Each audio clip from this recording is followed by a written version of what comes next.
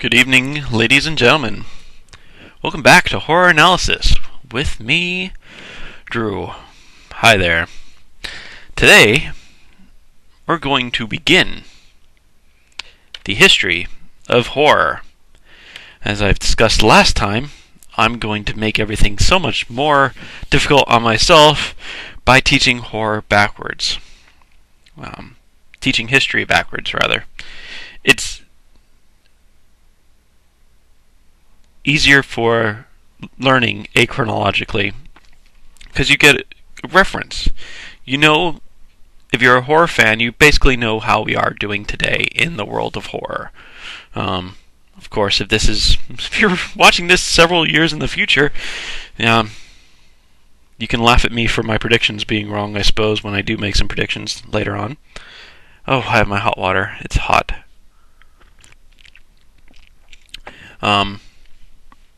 And you will have an idea of what the horror genre was like a few years ago. But if you started reading from this is written in 1980. You may not have you may have an idea of what the horror movies of 1980-ish were, 79, 77 area, and maybe even read one or two of the books, but you're not going to get the same feel because so much has happened since then that the way things are today aren't reflected in the way things were in 1980. It's a changing genre, which is good. One of my predictions is going to change more very soon, which I think is very good. I'm looking forward to it. I think it's actually going to go into a period of remission a bit. I think we're due for a period of remission in horror. But as Stephen King points out in some of his stuff, horror is never going to go away because it makes a lot of money easily. It's a good fright film is usually cheap, can be cheap, and can be very lucrative monetarily. Blair Witch was the example he used in this essay, What's Scary? This one in the corner here, on the side. In this version, of course I'm using this version, but I have this version on audiobook. So I'm listening to What's Scary over and over and over again. I'm going to go into more of that tomorrow. Today is going to be weird. Weird. But that's okay. I'm up for it, I hope. But as King says in What's Scary, you can have inexpensive horror movies, and often inexpensive ones are the ones that work a lot better than the big budget ones. They scare a lot more, and then are more successful in the box office. He uses Blair Witch as an example, which was shot in a shoestring and made like a factor of 100 times profit or something ridiculous. The ticker tape's still rolling in Blair Witch, and plus it influenced so much other horror for the next 10 years afterwards. Is it 10 years now? I actually should have checked that before I started the video, but I didn't.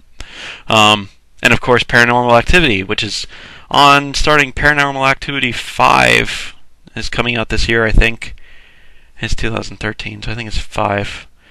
And the first one or two of those were low budget. I think they've gradually gone up and up in budget and gone down and down in quality. And down and down in profitability, I think, as well. But that just could be sequel marketing, too. What has been going on in horror is a continuation of what the video that I said I was going to talked about the 2000s. The video, actually the link is at the bottom here. I don't know if I can put link into the actual screen. Well, if I can, I'll do it. If I can't, oh well. You can type it from here. Josh Howard is the person who presented the video on horror, philosophy of horror, and he there's a little bit of my goodness, history of horror. The double H's are not hurting me, are not helping me. I'll get there. I can't talk at all, apparently. So, this youtube.com at the bottom is the video link. I don't recommend it. I mean, the history of horror is very good. If you are interested in the psychology of horror, which I don't want to get into, you can watch his stuff. He does go over it, and it's not bad. But he is giving a lecture, and he's interrupted fairly often. And the sound's not great, so you can only hear his side of the conversation when he's interrupted, or you hear chuckling from the guy who's interrupting him. And he's not really keeping their attention as well as he'd hoped. But it's not bad, and it actually gives good, updated history of horror, which I'm going to borrow. Some of, anyway. So he says the 2000s were a hodgepodge.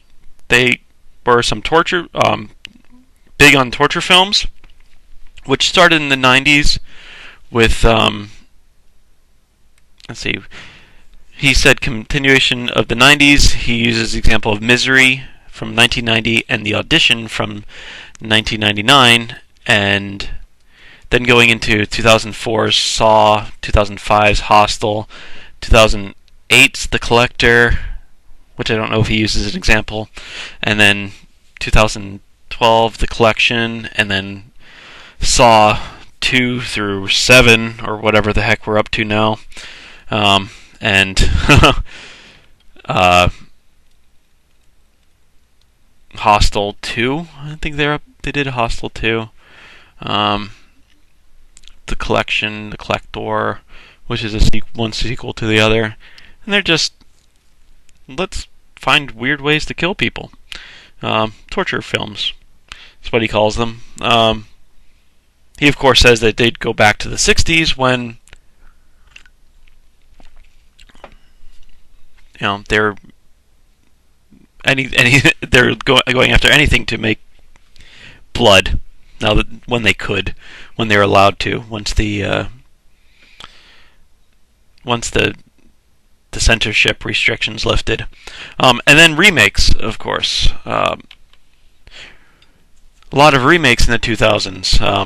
I actually have a list here. His list is Amityville Horror, which was in 2005. It was originally in 1979. The Hills Have Eyes was 2006, originally 1977. Black Christmas was 2006, originally 1974. Wicker Man was 2006, originally 1973. Prom Night was 2008, originally 1980. My Bloody Valentine was 2009, originally 1981. Friday the 13th was 2009, originally 1980. Nightmare on Elm Street was 2009, originally 1984. You can add to that this year's Evil Dead, which is 2013. It was originally 1981. Texas Chainsaw Massacre was remade this year for 2013, originally 1974. Last House on the Left is one that King talks about. He's very impressed with the remake in What's Scary. Last House on the Left was 2009, originally 1972.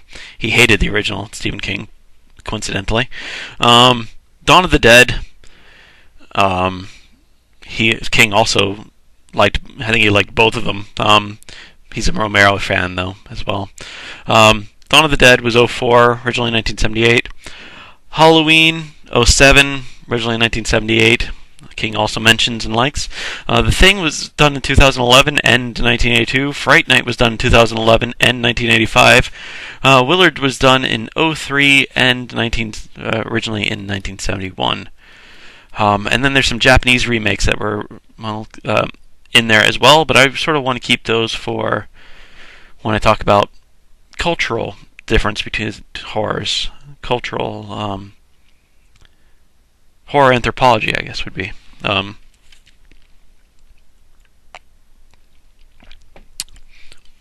Which I'm hoping to be more roundtable-y, which means I should get these videos up sooner rather than later. If I'm putting them up at all. Yeah, I should. Anyway.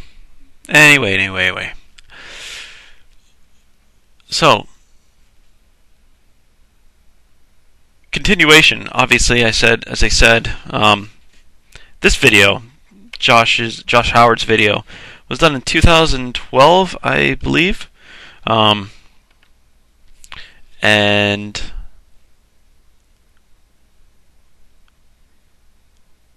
I do have some 2013s, and I have some that I didn't mention as well.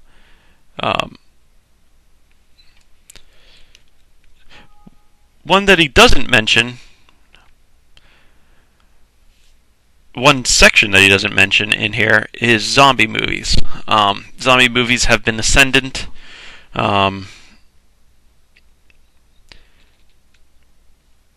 Where vampire movies sort of were mid 80s to mid 90s, zombie movies were mid 90s to 2005, 2007, even up till today. There's World War Z's being made. I don't think it's out yet. No, it's not out yet. World War Z is being made. Max Brooks is World War Z, which I found out today he's Mel Brooks' son. Can you believe that? That's weird. I just thought it was a guy named Max Brooks. It's Mel Brooks' son, and Bancroft as well. Good on him. He's I'm going to talk about another son of a famous person as well, because I'm going over Joe Hill today, because I found out Horns is being made into a movie. So when we're talking about that was movies of 2010, 11, 12, 13. Books, I'm going to go over Horns, because it's one of the few that I've read this time of that period. But for movies, zombies are still in ascendancy. I think that's going to be petering out soon. I sort of hope it is, because you can only go so far with zombies before, well, with any group. I mean, I could hope for a werewolf thing. I don't think werewolves are going to come back soon. If the 90s to 80s to 90s was, a 12-year stretch of vampires, and the late 90s to 2010-ish were a stretch of zombies. That's about the lifespan, 13, 14 years for a genre run, until it comes around again. Of course, these are in cycles, as King points out in What's Scary, and in this as well. Pardon me. And, of course, it'll cycle over again. So I'm not sure what'll be next. Demons, maybe? With Horns, you might have a demon thing coming up. I did look up some directors. There's some good movies going to be coming out. Guillermo del Toro is doing a Frankenstein version in coming up. He's doing it At the Mountains of Madness, I think, something along those lines, which is a Lovecraft book, of course. What else was it? He's doing Drood by Dan Simmons. I was going through my list of authors. I just did horror searches on Google. Top 25 horror books of the last 25 years or something like that, and I went and I compiled and best 10 books of horror books of 2010 through today or whatever, and I compiled and tried to get names together. And then, of course, I worked in the bookstore for 7 years, not too long ago. So I sort of didn't have my finger on the pulse, but I knew what was selling and what was big. The three big horror writers that popped up most recently, I haven't read their books. Two from the post-2010 era. Justin Cronin did the Passage series, is doing the Passage series. The first one was in 2010, And Deborah Harkness is doing the Discovery of Witches series, which started in 2011. I haven't read either of these. I get here both are very well reviewed. These are the supposedly new emergent authors.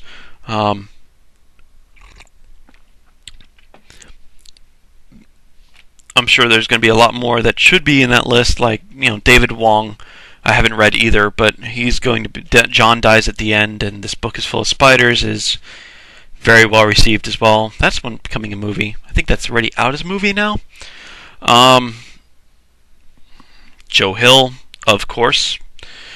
He started in 2004. David Wong started in 2007. So it's of the era that I'm trying to talk about. Dan Wells, one of my favorites. The John Wayne Cleaver series. I'm not a serial killer, Mr. Monster, and I don't want to kill you. About a kid who's this close to being a serial killer. And he's trying to fight it because his mom asks him to. He knows that it's wrong, even though he doesn't really understand the concept of wrong. So he has rules against being a serial killer. It's a great series. And then he starts fighting demons because demons show up. How great is that? Action-y horror. Good series. I don't know if there will be more to it. I hope there is. Dan Wells. I recommend Dan Wells. But then again, that series started in 2009, so I can't really count it here as much as I'd like to. Glenn Duncan, which I thought was a new author, turns out he started way back in, well, not way back in 97, but back in 97. His book that I really enjoyed is The Last Werewolf. He did one hell of a great werewolf novel. The sequel is Tallulah Rising, and that's out now. I just haven't read it yet. It's on my list, but I'm broke. So, I was trying to think. Robert Kirkman is definitely someone who should be brought into this discussion. Robert Kirkman is not someone everybody heard of, but if I said The Walking Dead, which is his brainchild, oh yeah, everybody knows The Walking Dead, even if you don't watch The Walking Dead. I don't watch The Walking Dead because I don't watch TV. And I haven't read the graphic novels either, so I'm sort of behind on the times on this one. But it's well received, so I'll, thumbs up it, whatever. So that was started. He started that in 2003. Let's see. Guillermo del Toro's first book was in 2009. The Host. It's the Vampire Plague one.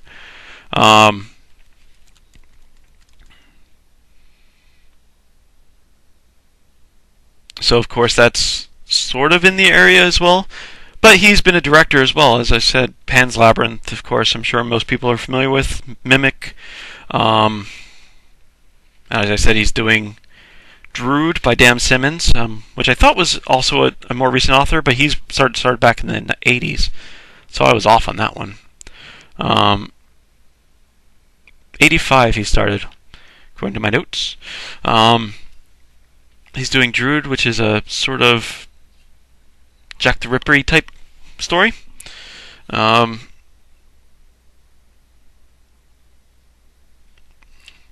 He's doing a Frankenstein, and he's doing At the Mountains of Madness. Or he's sort of doing At the Mountains of Madness? I'm not sure. I read it a few hours ago, so I've forgotten already. as it usually works, unless I write notes, which I didn't. As I said, Max Brooks, he did Zombie Survival Guide in 2003, and he did World War Z in 2006. So, of course, that's the continuation of the zombie theme from the late thousands, or late 90s to today-ish.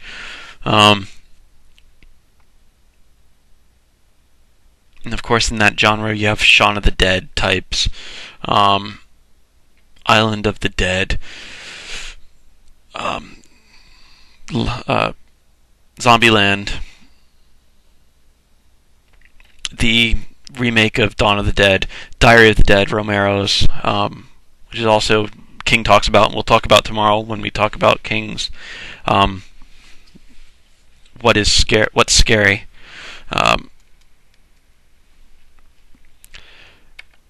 When we talk about 2000 to 90, basically, or 00 to 2010. Now we're doing post-2010, which is still tough, because no one's writing about post-2010, so I don't really have someone to lean on. So I'm floundering a bit. I'm not afraid to admit it.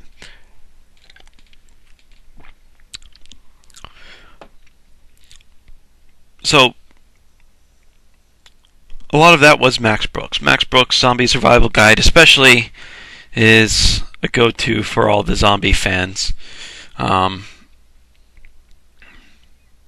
Maybe it'll be witches. Considering there's Discovery of the Witches and, a few more things that are sort of witchcrafty, maybe we'll have a witch grouping. Or demonic grouping, considering Joe Hill's Horns is being made into a movie. This was came out in 2012? 2010?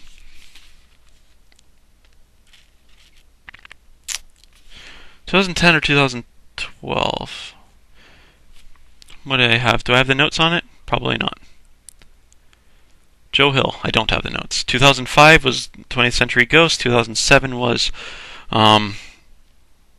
Heart-Shaped Box, which was a great ghost story as well.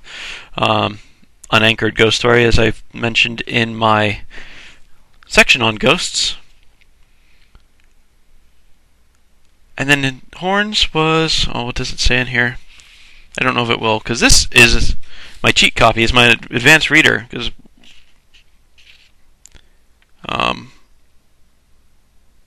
apparently 2009. But it's certainly in that era. This is by far one of the most tragic love stories I've ever read in my life. It's one of the most disturbing books I've ever read in my life, and it's a damn good horror movie. Horror novel. Not sure if it's going to be a good horror movie. Daniel Radcliffe as Ignatius. Perrin? Is Perrin, right? Oh, and it's... Hey, thanks, Joe Hill. I have this signed. That's awesome. Oh, man. He's great. Parrish. Ig Parrish. And Marin Williams. God, they make Romeo and Juliet look tame. Romeo and Juliet are kids. And most adult readers of Romeo and Juliet realize that they're kids. They're 14 and 18. These are adults. These are what real love is, and it's so beautiful, so heartbreaking. Over and over again, you're just crunched. It was so disturbing reading this book. It hurt me. Not necessarily because it was super scary. It was intense.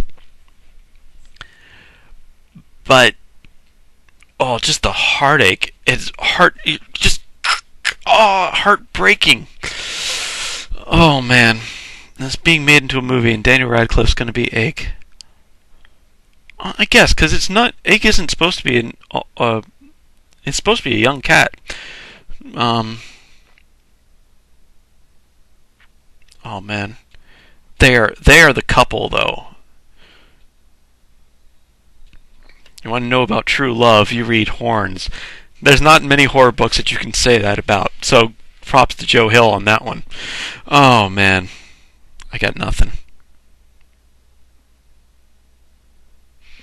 And of course, this was 2011, so that's in our section, The Last Werewolf by Glenn Duncan. But he's started writing he wrote earlier stuff back in 97. So, not sure. I would love to see more werewolves like that. It's tough to do werewolves good. Engagingly good. Of course, as we go backward, I'm going to be pointing them out because, I love friggin' werewolves. And I'm like, okay, this is a great werewolf. Pardon me. 90s were a good werewolf time, but they're always in the background. They're never forefront. Cursed in the early 2000s. You had Ginger Snaps in the late 90s. Well, maybe early 2000s too. They didn't have their own heyday though.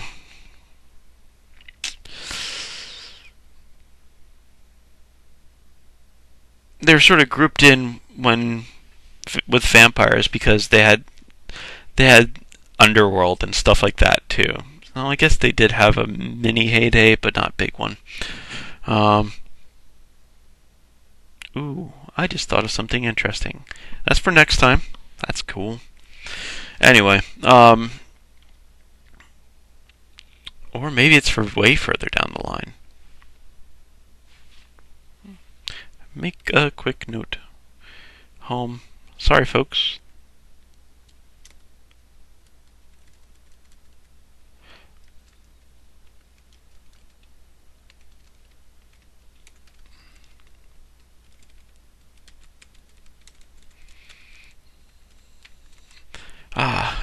Posing questions to myself. Anyway. So. Oh, another one. I don't know how to count him either. I'm definitely going to go over him a bit more when I go over horror anthropology. I'm basically going to push him to the side till then. And goodness gracious, am I even going to pronounce his name correctly? Probably not. In 2004, he wrote "Let the Right One In," and it was English. It was published into English in 2007. Swedish author by the name of John Ajvide Lindqvist. Agvide is his middle name. John is the first name. I can do John. And then Lindqvist.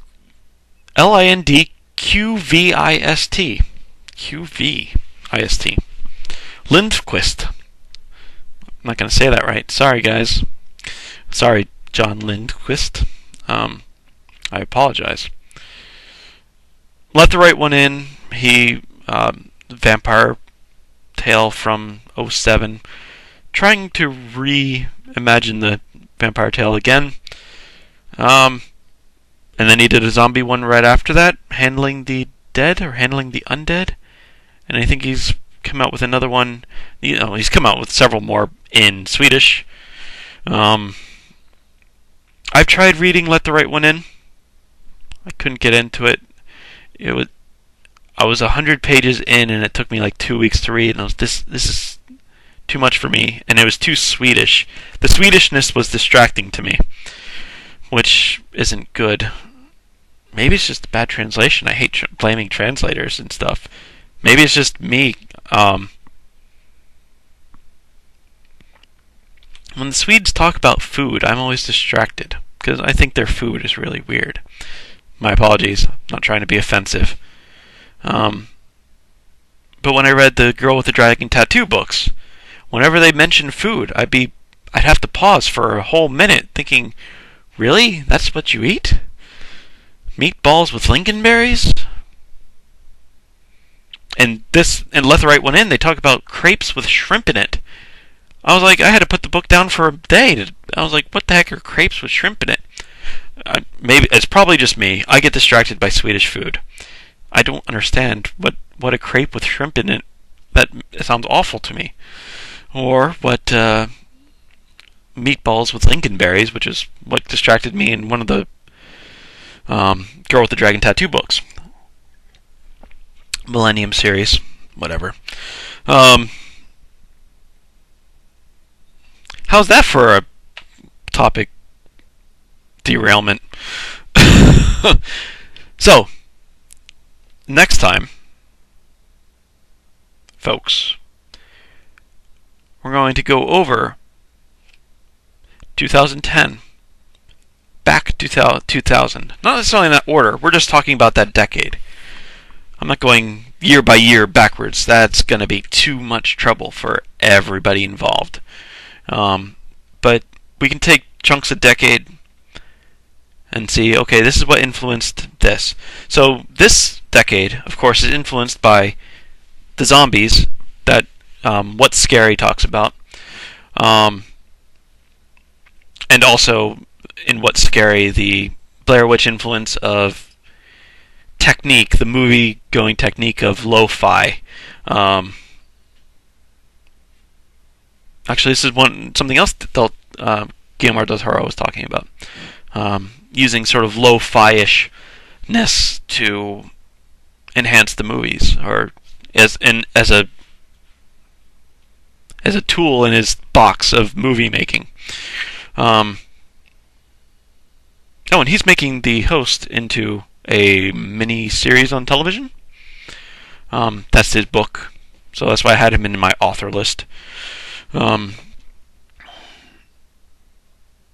We're going to be talking a bit about him tomorrow, because we're going to talk about what King says about him, because he liked Mimic a lot, and we're going to talk about Pan's Labyrinth, because we like Pan's Labyrinth a lot, etc.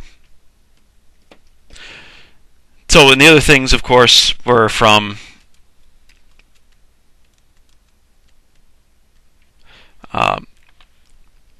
Josh Howard's. We're influenced a lot by the torture films from 2000s, hodgepodge, that's his term, and then of course remaking things. Oh goodness, am I that far behind? I am that far behind. Did I not talk about that at all? Okay, so I guess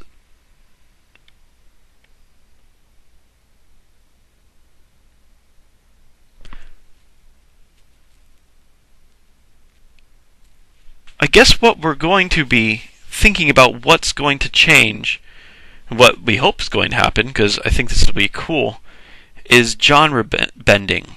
I think there is going to be some genre bending, and I think it's because of books like Horns. Hopefully, movie like Horns. Hopefully, the movie is as good as the book. I know it never happens, but one can hope. One thing Stephen King says is horror fans are perpetual optimists. We keep hoping that these awful movies are going to be good, and we're always disappointed, but we keep watching. I'm hoping Horns is good. Oh, if it's good, it will blow everything wide open. In the same way that Cabin in the Woods blew everything wide open.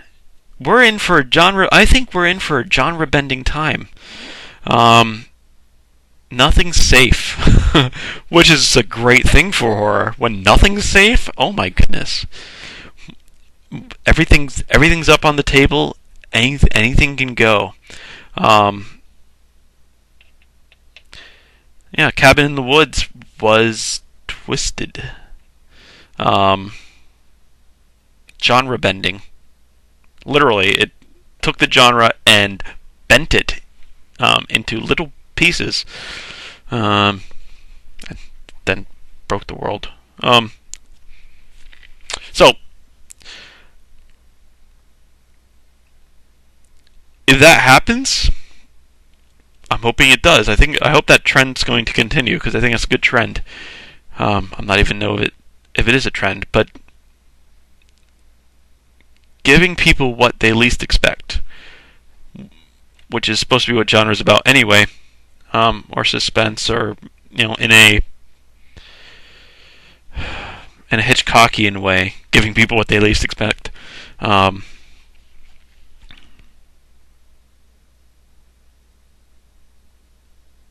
was from one of the interview books, I think, in the Chuck Miller and Tim Underwood books of Stephen King interviews, someone made a point of Stephen King sells you what you know you don't want.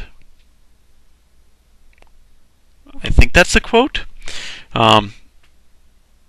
and it tells you what we don't expect as well, which is how I'd add what I'd add onto it is what horror is supposed to do.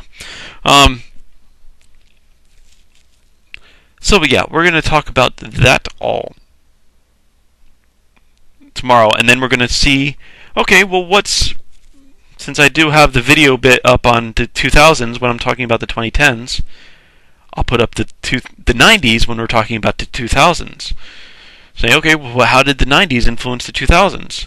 So now we can keep going, stepping back and back and back a little bit further, and we keep going, and we keep centered on, how we are today, and where we are today.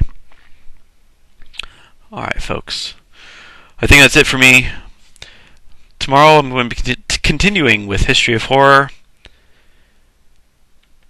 So long from me, Drew, on horror analysis. I'll see you next time.